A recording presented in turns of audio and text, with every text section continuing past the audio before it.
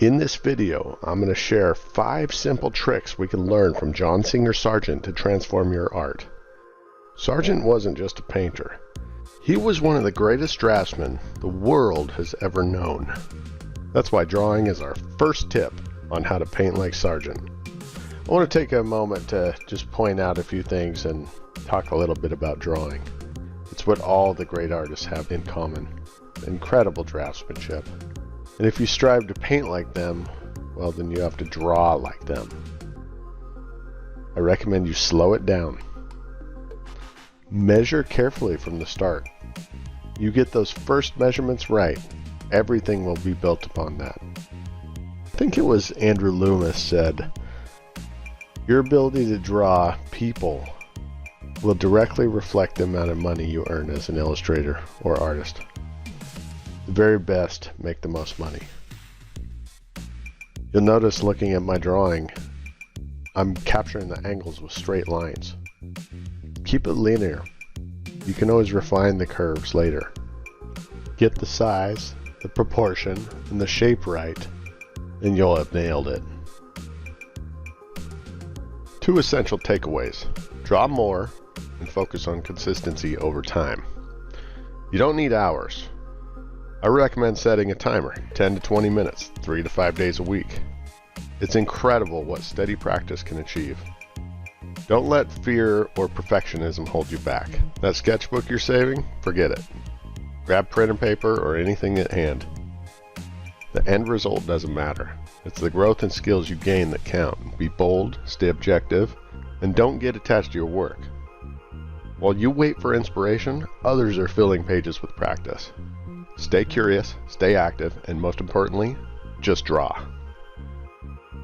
Tip number 2. Save your accents for last.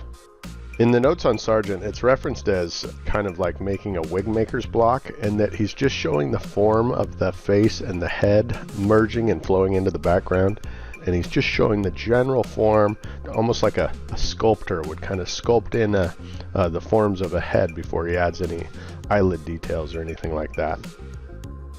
So I'm going to walk you through a Sargent study I did and show you how you can use this method in your own work. So in this particular one, I used a similar method in a way that Sargent often used for his formal portraits, in which he drew a line drawing on the canvas, charcoal, and then kind of took a cloth and knocked it back. So then the next stage would be to do the block in. The key here is, 1, you're not painting accents, so I don't want to see highlights, I don't want to see pupils or specular highlights. This is just an opportunity to kind of like put in a patchwork of color that's accurate and as direct as possible. And as you're blocking in the color, you want to work the color into one another so you get these soft, fluent, beautiful brushwork. A lot of amateurish work, you'll see that they just painted right up to the edge, so you got all these unnecessary hard edges, so they're just false. They're false edges, and the transitions between them aren't accurate. And then once you get the block in done, you can move into finishing the painting. This one I'm only going to show you 3 steps, so here's the final. But you can see the difference between these two. In the middle stage, the block-in stage, I haven't put any of those highlights, I haven't put any of those darkest darks, I haven't put any eye detail or any accents whatsoever. You need to save the beautiful features and accents for last. I can't stress the importance of that enough. Sargent is a master in many ways, but one common mistake that artists make, and that Sargent never makes, is he always keeps his darks in the darks, in the shadows, and his lights in the lights. Meaning that the form flows from the light side to the dark side, and not only that, the value patterning is that which it can read from across the room, and you still can make out the perfect form and tell who it is. That's essentially how you tell who somebody is the general shapes of their head and the value reads you get from those. Tip number 3, the eyes. So things to look for when painting eyes. The pupil generally, because of the shadow from the eyelid, generally has this type of shape. At least in Sargent paintings, see? Because of the drop shadow of the eyelid. Because it's already so dark that this cast shadow that you see here and right up here under the eyelid, it kind of extends that, but it's already so dark, so it kind of has that shape. The specular highlights are smaller than you think. So paint your specular highlights small. You can go white or you can go almost white. Just depends on your light source.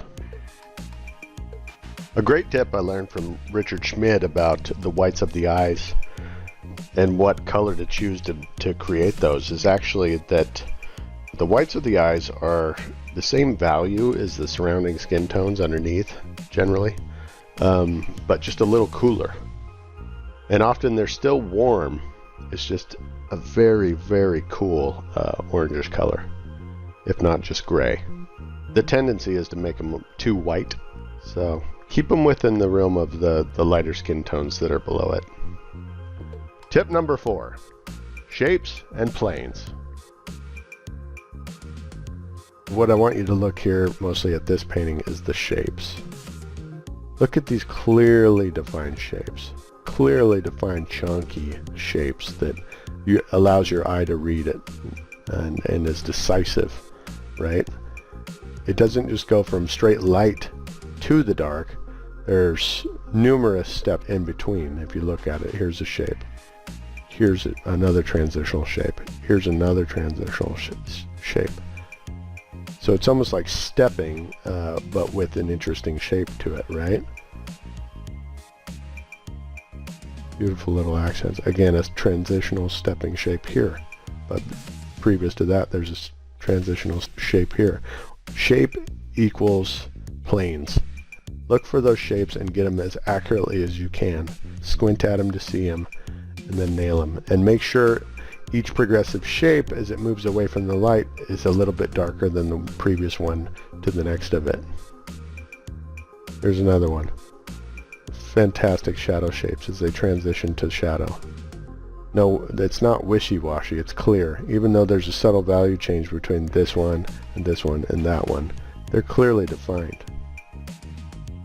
And it suits the design of this general guy's face, from his kind of ski jump style nose to the shape of his collar and his pointy chin and just his jawline. Useful, sharp features. There's beautifully drawn mouth here. It has so much form change to it, and yet it's so subtle. It's a soft turn of the form. So look for those accents. The dark accents will often be in the corners, and just look for the plane changes. The last and most important tip, tip number 5, do Sargent studies. This one's easy. Create a folder or Pinterest board of your favorite Sargent drawings and portraits. The only way to get to the top is to climb the shoulders of the giants before us. Even Sargent studied the artists he admired, including Frans Hals and Velázquez. Be humble enough to know that you don't know what you don't know. Unless you already draw like Sargent, there's so much to gain by copying his work. It's a priceless education, and it's right at your fingertips. With just a few evenings of deliberate practice, you can take your skills to a whole new level. What do you need to do to be a great artist?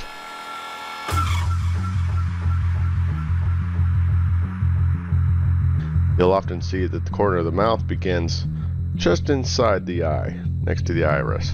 And just nibble at it every day. It's about frequency over duration.